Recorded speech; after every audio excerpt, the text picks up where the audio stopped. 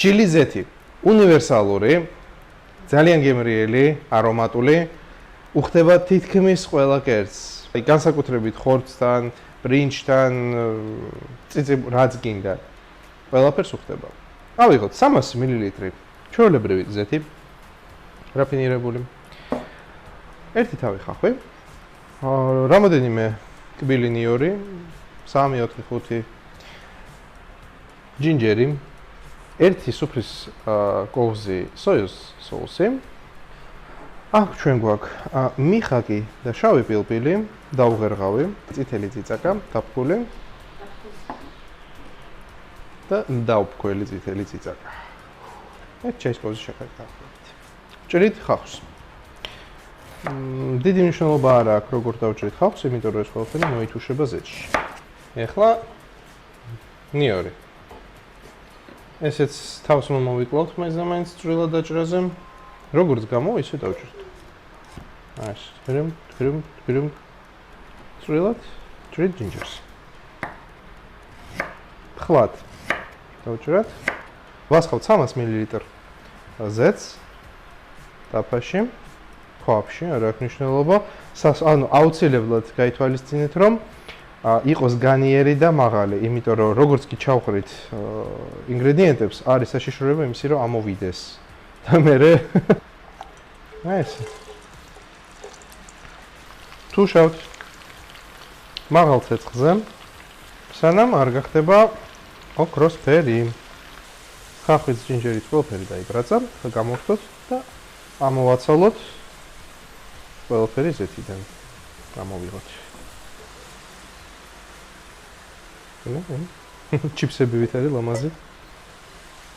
ოდნავ ჩავყარეთ და დაიწყო ეგრევე ბურთები გავუშვა. მოდი ჩვენ გამოვიყენოთ 2 სუფრის კოვზი ციცაკა. ან საშუალო ცეცხლზე უნდა იყოს. ძალიან დაბალ ცეცხლზე იქნება. არაფერი არ მოხდება. არ მოიხარშება, ძალიან მაღალ ცეცხლზე თუ იქნება, დაიწვება. ესე, რამოდენიმე წუთი ხარშავთ. ეხლა აქვე სოიოს соуსი.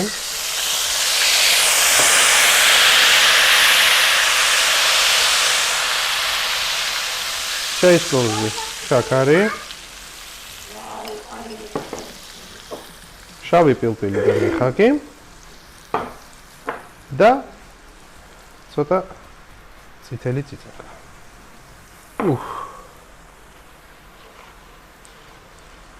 ესე ვხარშავთ კიდე რამოდენიმე წუთი. რას წვალს? შავმა ბოლმა არ შეგაშინოთ, კედლებზე რაც არის ცოტა ზეთი, ის იწვის. გამოვხდავთ და ნახევარი საათი ვაცდით გაგრილებას. რამე ჭურჭელი, საცერი, აუცილებლად დაგჭირდება ქაღალდი. აი ესეთი ქაღალდის ტილო, სამზარეულოს ქაღალდის ტილო. მორევის და ყველაფრის გარეშე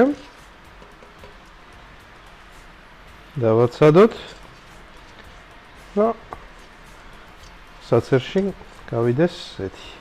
ზეთი მზად არის, გადმოვაცხოთ. სპეციალურ ჭურჭელში. ჩილი ზეთი ინახება მაცივარში 3 თვემდე, ოთახის ტემპერატურაზე 2 კვირამდე. უმჯობესია შეინახოთ მაცივარში.